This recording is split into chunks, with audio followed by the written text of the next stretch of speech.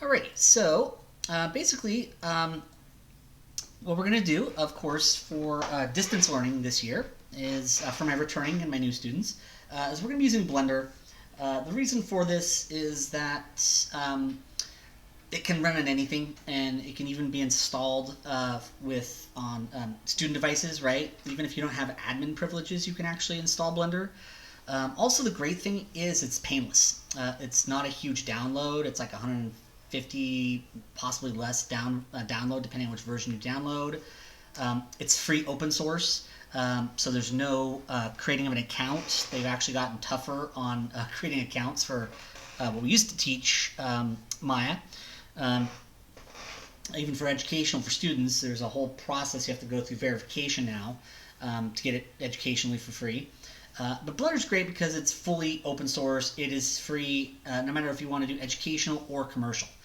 Maya, of course, or Mudbox, which is what we normally would teach in the class, you can get free educationally, but like I said, there's actually a more rigorous process now to prove that you're a student or an educator or an institution. So it's a little bit more of a headache to get. And also, if you want to use it professionally for commercial work that you actually sell, at a minimum, you'd have to get My Indie. Which is like basically rent it for $250 a year.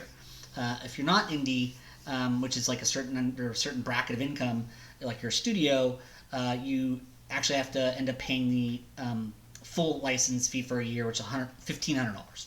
Not cheap. Educationally, though, you can get it for free, but like I said, it's kind of a process that's gotten harder, right? Not impossible at all, but it's a bit more tricky. And you can only use it for educational stuff. Blender is fully free, open source, so it doesn't matter. You download it, you can use it for your student work, you can use it for work that you sell. Ridiculously easy to get. And also in its current 2.8 and above series, so it's already at 2.83, they're actually releasing a 2.9 at the end of the month. It's honestly a pretty great piece of software. I've really kind of come over to being a big Blender fan in the last 5-6 months, right? So you'll go to blender.org, right? So go to the internet, blender.org, and you'll click on the download Blender, right? And this will take you here. Now, of course, you can click right on this one, but just to keep you guys appraised, you might want to go down to this little pull down right here, right? The Mac, OS, Linux, other versions. And you see that you can get a Mac version, you can get Linux versions. I believe they even have a Steam version of it, right? There's a Windows version. Now, if you have your own laptop, your own desktop at home that you have full admin privileges on and you can install stuff, then you can just use the regular Windows installer, right? If, however, you don't, right? Because we realize that not all of you guys have that stuff, and you might just have your device that the school gives you, right? So your school device, if all you have is your school device, your school laptop, your school kind of tablet, Surface Pro, whatever it is, what you're going to want to do is portable. And that's the other reason we're using Blender is just we found it really can run on anything, right? So it's something that pretty much every student we've seen can get access to, even on their school devices. It'll run on just about anything. So Windows Portable in the down below Blender section, click on this pull down, Windows Portable. And what it does is it's a zip file. So when you download it, it downloads a zip, and then you just extract the zip, right? And once you've extracted that zip, you just kind of tell it where you want to extract it to, right? And once you've downloaded that and extracted it, you just open the folder, right? The Blender folder that you extracted, and you'll see the executable for Blender in there. And what you do is you just double-click on that, right? That's what's cool about this Windows Portable is that Blender really works on just about anything, but Windows Portable will work on anything, and you can run it without installing it, right? So this can actually be downloaded as a zip file, extracted into a folder, and in that folder, the actual Blender executable, the Blender icon, that's the software, is already there. So it does not have to be installed. So Windows Portable, in particular, if you guys only have your school devices and you cannot install it, stuff on that, Windows Portable is what you can download so that you don't have to install Blender. You can just run it right from the folder after you extracted the zip. So that's what you're going to want to do if you don't have your own desktop, your own computer, your own laptop. If you don't have installed privileges and it's just your school device, download Windows Portable. So I just kind of want to make sure to point out where Blender's at and just kind of this little fact, because that'll be useful for you guys. So I'm going to close this down, and you can kind of see the capture software I'm running there. And just to let you guys know what Blender looks like, right? That's what your Blender executable will look like right there, right? So when you extract it out into whatever folder it's in, you know, you'd open up that folder and you'd see, oh, it's in there, right? It's the Blender executable. Remember, if you ever need to extract anything too, right, you just kind of, you know, select, right-click on it, and once you right-click on it, usually there will be an option to like extract zip, right? Or oftentimes you can just double-click on it and it'll go bring up some prompts with little extract options and things like that. That's the kind of thing that if you guys have issues with it, we can kind of address it one-on-one, talk about it a little bit. Not too big of a deal. I just want to get you guys kind of started exploring, get ready for that today. I've already got Blender launched. And when you open up Blender, you'll see it looks like this, right? The first time you open it, you'll see the interface. You'll see the Blender splash screen. Now, in this case, you're just seeing kind of new files and recent files. But for you guys, for the first time, if it's your first time installing it, right? Some of you guys already have it from last year, then you're good to go. Just maybe update it to the newest version, right? But if you haven't, you will see there should be an extra option in here that's kind of like your interaction method. It'll say things I think like Blender 2.7 or something like that. It's like a little pull-down menu, kind of right around here. If you click on that, you'll see three options: Blender 27X, Blender 279X, or something like that. And then there'll be industry compatible. So whatever that pull-down is, that's got a little pull-down that says something like, I think, interaction method or model or whatever. Click on that pull down and pick industry compatible. Now in this case, I'm just going to click on the general because that'll leave the cube in here by default. Just in case you forget to do that or that's confusing, like right when you first come in, you're like, I'm not sure what that interaction thing that Mike was talking about is, right? It should, I think, say Blender or something like that, or industry compatible.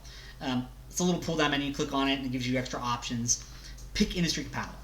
If for whatever reason, though, maybe you accidentally switched this, after you've installed it, or you forget, or you just go through there too quick, you can totally change this anyways, right?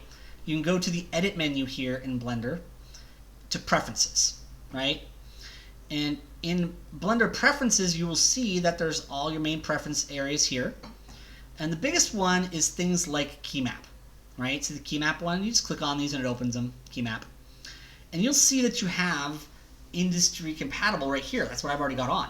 But if you click on this pull down, you'll see Blender 27X, and you'll see industry compatible. These are the older kind of shortcuts and interaction models for the older Blender. And I'm personally not a fan.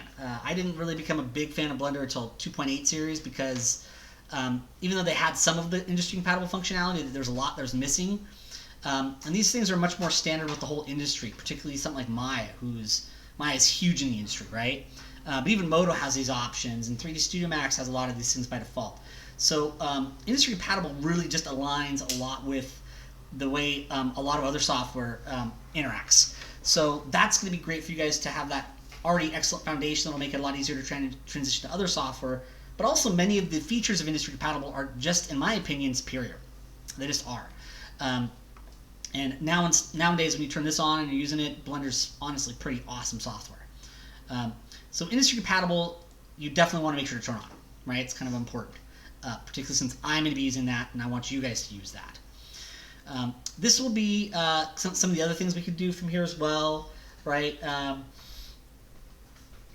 Like changing around interface stuff if you need to. Usually we'll be okay with this stuff, but we might have to dabble with it later on, we'll see. Other big thing, navigation. I like going to navigation here to check my zoom axis to horizontal instead of vertical. That's more in line with the industry as well. That's really a personal preference thing though, but I like horizontal. I think it's a little more natural. Zoom to mouse position is also useful. That'll make it so that your cursor, when you zoom, it'll zoom to the kind of where your cursor's pointing. That's a kind of neat one. So kind of those two big things there. Inputs has some things here, but usually defaults are fine for that. There are themes, which are kind of cool. We're fine with what we have default, but you can actually turn on a Maya theme that makes it look just like Maya's interface. There's a Modo one, which gives it the Modo color schemes. We're fine with Blender Dark, which is kind of the default one. But it's kind of neat, right? There's kind of some options here if you want to kind of change around to different stuff, or if you really like the Maya look and you've already used Maya, you can change that. I personally think Blender Dark's fine though. It's kind of neat. But really the biggest thing you want to change is key mapping, industry compatible if you don't do it at the splash screen, that first screen that comes up. Navigation, it's a good idea to turn this on and change this, I think, from vertical to horizontal. But other than that, that's kind of some major preferences to change in there. So let's look through some basics of the interface, because that's really what this first video is about, where to get it, kind of go over a few basic ideas, and we'll kind of explore these a little more in later videos as well. But also just go over Blender and its interface. So of course there's a little Blender icon here, and this is really kind of just your splash screen stuff, right? And hey, if you want to donate to Blender, right? It's free open source, but they're like, hey, if you want to donate, that helps us to stay alive. Although Microsoft made a recently somewhat generous donation, Epic's done it, so they're getting a lot of cool corporate support, which is great, as well as just personal people supporting it as well. So most of this stuff is just kind of some extras. File does what most file menus do in any software. You can do a new scene, right? You can open a scene. You can save scenes as. You can import and export different file formats, go between different software, things like that, right? Defaults, you can load factory settings if you want to, right? Edit menu has things like undo and redo, Control Z, standard for undo, just about all software. Repeat last, of course that's where our preferences were to kind of change the navigation and the key map stuff. Renderer. We'll use this render image from here for later on when we do some rendering. Window, really probably the big thing we'll use from here will be a save screenshot, because it just saves the actual viewport as a screenshot, and you give it a name, and this will be how we'll do like some progress checks as we go on, as we do distance learning. Help menus just kind of got things like your manual and tutorials and things like that. Further over are your kind of really workspaces, right? Maya has these, Modo has these, they're becoming pretty common. Blender finally added them with the 2.8 series, and then they're great, right? They really kind of help you to focus the interface. We're not going to be using all of them, right? We're not going to really be doing any animation, compositing, or scripting. We're doing some rendering, shading, texture paint, so we'll kind of use these ones. In fact, you'll see if I click on modeling, it kind of switches the interface up a little bit. So there's kind of different tools on the side here. You have more of the modeling tools. Sculpting kind of has your sculpting tools here, as well as a slightly different shader setup. UV editing has your UV kind of editor here, as well as UV tools. Texture paint has your texture painting interface. And shading kind of has like your kind of real-time viewport, your materials, right, and your shaders and all that stuff. And of course you can even see rendering, kind of just where you can do renders and see how your renders are going. I'm going to go back to modeling, because we're going to spend a good amount of time in that, particularly early on. We have to have a model first before we can UV and wrap it, so that we can do sculpting and painting for it, right? So we go modeling, UV editing, sculpting, painting, right? And then we can start to work out shading and rendering kind of on the back end of it. All right, so that's just kind of a little bit what that does right there. If we go further over, we have a little bit of how we can manage our whole entire scene, or our view layers, which is kind of like your rendering layers. Below that, this area right here is really the equivalent of Maya's outliner, right? It's really just everything that's in your scene. Your camera right there, your light right there, and you can actually click on these eyeballs to turn those off, so that if you don't want to see those in your modeling viewport, you can, right? And there's actually your cube, which is this guy right here, your actual polygonal object. So this is really just your scene and everything that's in your scene. And we'll talk more about how you can organize these into collections and turn collections off and on and stuff like that. It's kind of neat. Below that, this right area here is really kind of your properties area, right? That really just gives you all of your property stuff. But kind of which property you're looking at are these guys right here. So this one that looks like a wrench and a screwdriver are your tools, and it gives you your properties for your tool that's currently active. The one below that kind of looks like a microwave or a briefcase is your renderer stuff. So this will give you your options for your rendering things. We'll see some of these. You can change your rendering engine from Eevee to Cycles. Eevee is the real-time renderer, and it's honestly pretty great. Cycles is their non-real-time renderer, and it's also pretty good and nice and pretty easy to use. We'll see more of that as we go on later this semester. And we'll Cycles in particular, we're going to keep it basic and just some lights and get final renders out. Do some cool glow effects on stuff. That's about it. Below that is your specific render outputs. Kind of looks like a printer, right? So this is where you control the resolution for your renders. A little more of your view layer for rendering layer options. Some of your scene preferences. A few more other kind of preferences for stuff. This one right here kind of has your actual transforms for your objects. But even things like your viewport display things. And some of these viewport displays will come in handy as we do some retopologizing on later projects. Visibility stuff there as well. This one right here, the one that looks like a wrench, that is your modifier. And we're not going to use all or even close to all these modifiers, but some like mirror, multi-resolution, subdivision surface, shrink wrap are going to be quite useful and quite cool, and we'll be using those. We'll talk about those more later on. This just really gives you some further properties for like particle adding systems. This is for physics stuff like force field or cloth, simulation, soft body, fluids, right? We're not really doing animation, so that will not really come into us for us. Constraining, which is usually more of an animation thing as well. But it looks like this little green triangle, this gives you more specific properties to the objects, and particularly things like UV maps. That's where we can kind of organize and name those. How you want to control your normal stuff. That stuff we can usually leave alone. And then the last one looks like a reddish.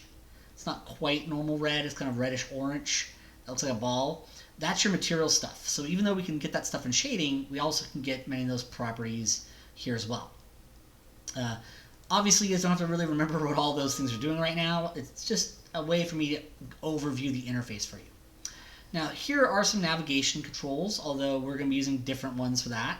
So these are really kind of all just different ways to navigate, and we'll talk about them more as we go along. Right up here, we have some display options. Like this is the visibility for everything. We can turn off the visibility for all lights in a scene. This one has other visibility options as well.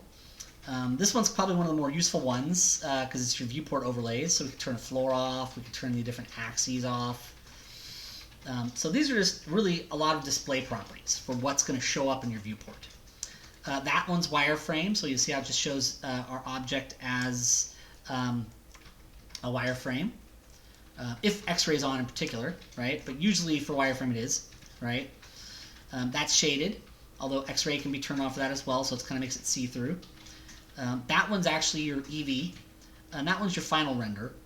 We don't really have those set up properly, but you'll notice that this little kind of pull down next to it has different options depending on what it is, right? Like this one, we click on this, got a lot of different options than, say, this one does, right? So these are really just kind of your display properties for your scene. Now, if we go over to the left side here, we have a lot of our major tools.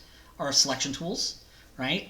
So if I hold down left mouse, but it says it's got a little triangle there. If we hold down left mouse button over it, you'll see it has options here, like select box, select circle, which is your drag select lasso, and tweak. Now, you will probably not see these quick keys for these. I've set some of my own quick keys up, right? And I'll talk to you guys about how to set quick keys up. That's just shortcuts on your keyboard. There's your cursor tool, which is this guy right here, and that has its uses. We'll see that later on. That's your move tool, right? Which in this case I'll set it to object mode so we can kind of see it right there.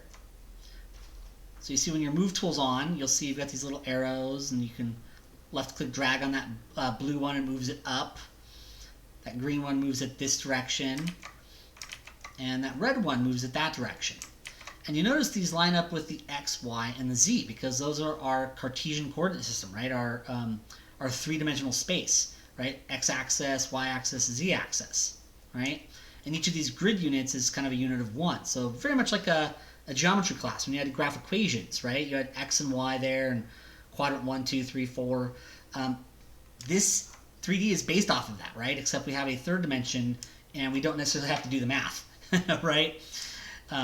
There is a rotate tool, right? So move, select tool, right? This allows you to click on it. Left click off, deselects it. Left click on, selects it. You can kind of see it becomes highlighted in the outliner. move tool, rotate tool, right? So you see how I can kind of rotate those handles as well. You'll notice you can even grab in between, and it kind of is like a trackball of free rotation. And even this very outside one is view rotate, although middle mouse button actually does that as well, which is really cool. And then there's scale, and you see how that gives us kind of the ability to scale along different axes, or even scale all of them at the same time. So move, rotate, scale. There are quick keys for these tools though. And industry compatible turns these quick keys on, as well as these manipulators showing up. Q is your selection tool. If you tap it again, Q goes to drag. If you tap it again, it goes to lasso. If you tap Q again, it goes to tweak. So just continually hitting Q toggles through those different options that are in there, right? For right now, that's regular selection's fine. W is the quick key for move. E is rotate. R is scale. So Q, W, E, R. And I'll keep repeating these things as we go along. We'll have little mini quizzes that'll kind of talk about these things as well. So Q, W, E, R, Q, W, E, R. Give you those great quick keys for that. They are right here, of course, as well. But those are the quick keys for that. Now, if we look up here, we have a couple of different selection options, like intersect existing selection, invert. The default's usually fine. Right below that, though, is object mode, right? If you click on this little pull down, 4 is the quick key for object mode. Edit mode is 1, although we can turn edit mode on just by pulling down to it. And you see once we're in edit mode, this viewport display changed a little bit on the cube, right? Because that's the default object that gets created as a cube, right? It's a box. And you see there's vertex, edge, and face. Now you'll notice that there aren't quick keys for those in there. Sculpt mode is 5, texture paint is 8, those are useful. But there are quick keys. So 1 is edit mode, but also it by default goes to vertex. So I actually just view 1 as vertex mode, right? It goes to vertex selection. So 1 on your keyboard, right above QWER, right, is vertex mode. And what's a vertex? It is a point. I'll say Q to turn my selection tool on, right? And you see, a vertex is just a point, right? Just a point in space, right? Edge is next. That's 2, right? So right next to it on the keyboard, 2. That's edge. And you see an edge is just a line in between the two vertices, right? And then 3 is face. And that's the actual polygon. In this case, a quadrangle, right? A square. It's got 4 sides. And once you really kind of get used to and know that QWER 1, 2, and 3, ergonomically, that kind of where they're placed on the keyboard is awesome.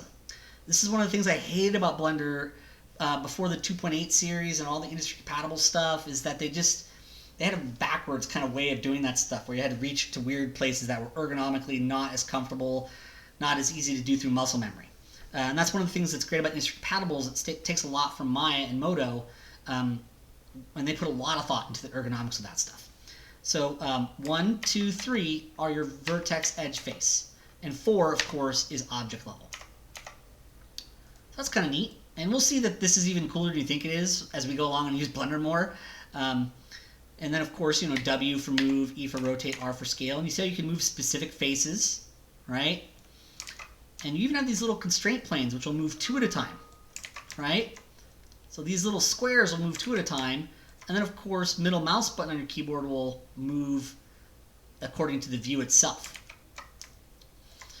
Now, I want to talk about a few more things before I talk about navigation, but that's actually talking about it now. Alt, right? Alt on your keyboard, right? It's right next to spacebar. So you hold down Alt, it's the key right next to your spacebar, and that also is super comfortable. It's your thumb, it's next to the biggest key on the keyboard. It's just a great ergonomic place to put this. Alt, left mouse button, rotates your camera. So Alt, hold down Alt and your left mouse button, and it rotates the camera. Alt, middle mouse button, which is your scroll wheel, right? So you guys honestly should all have a 3-button mouse. If for whatever reason you don't have one, you can always talk to Mr. Myers about it, getting you guys one, right? But Alt, middle mouse button, but generally if you have a normal mouse that's got a left and a right mouse button, it really likely has a scroll wheel also. And the scroll wheel can actually act as mouse button. So Alt middle mouse button, you just press your scroll wheel down like a button. You just press on it like a button. Don't scroll it, just press it down like a button.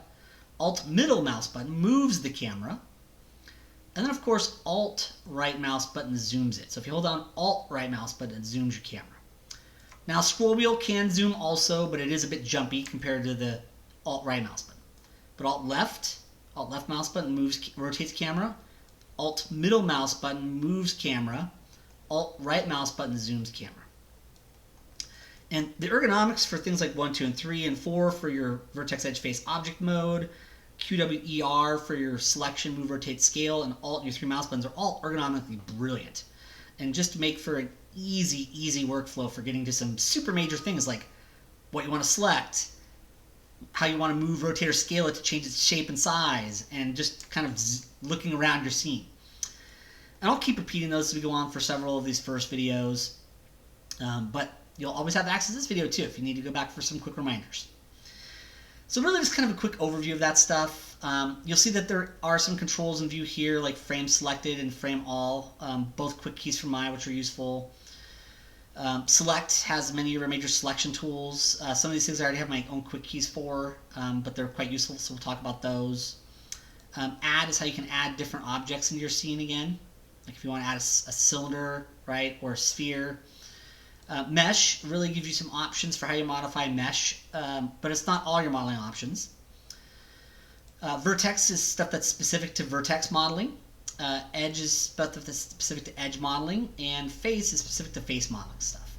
And of course UV is specific to UV and wrapping, although we'll be usually using that from the UV editing workspace, right? So just keep that in mind. Also below these, because we have these here as our options, you'll see that there are things like extrude, inset, bevel, loop cut, knife, things like that. So there's some major modeling tools are right here also, right? Because we're in that modeling kind of workspace. In fact, if you right click, whatever mode you're in, right? So like I'm in face mode, if I right click, you'll see that it actually has, you might not see loop tools, edit tools, and mesh tools quite yet. They're add-ons. I'm going to talk to you guys about add-ons later on. You guys really don't need them right now, but they're useful. And these actually come with Blender. There's a couple of add-ons that are free that don't come with Blender, but I'll show you guys how to get them. We won't need them at the very beginning though. In fact, we might not even really need them on the first project because we're not going to go really hard into super complicated stuff. But you'll see when you right-click, a lot of your specific options come up for this tool right here, right? And it changes whatever mode you're in. So if you go to 2 for edge mode, and right click, it's your edge tools, right? So you see how it's specifically set up for your edge stuff, right? So all the kind of cool little things that Blender does when you get used to them that are pretty neat, right? So that'll be, I think, a great overview for the major kind of Blender interface, kind of what all the major stuff does, and we'll talk about it more as we go along. A couple more things here really quick. Your ability to change this manipulator and its orientation, right? You can change those right here to have different options as well. So this is kind of like how it's rotated to the world, and this is how it's positioned to the world. And in combination, these can do a lot of cool things. So these allow you to change kind of the behavior and how your manipulator is oriented, how it's kind of relating to the selection. The magnet is your snap tools, and Blender's got some quite good snap tools. Let's see those more. And then this is your soft selection, basically, your proportional editor. And that can come in handy sometimes too. So I just want to give you guys a quick overview of kind of the major Blender interface and things like some major quick keys like 1, 2, and 3 for Vertex Edge Face, 4 for Object Mode, Q for Selection, W for Move, E for Rotate, R for Scale, and even Alt left mouse button for Camera Rotate, Alt middle mouse button for Move, Alt right mouse button for Zoom. And then, of course, even that view move has frame selected. F, since this cube is selected, if I hit F, it kind of zooms my camera in and sets my camera around that selection. So that'll be a great kind of just brief introduction to Blender video, as well as where to kind of get it and set that stuff up. So I think that'll be a great place to stop.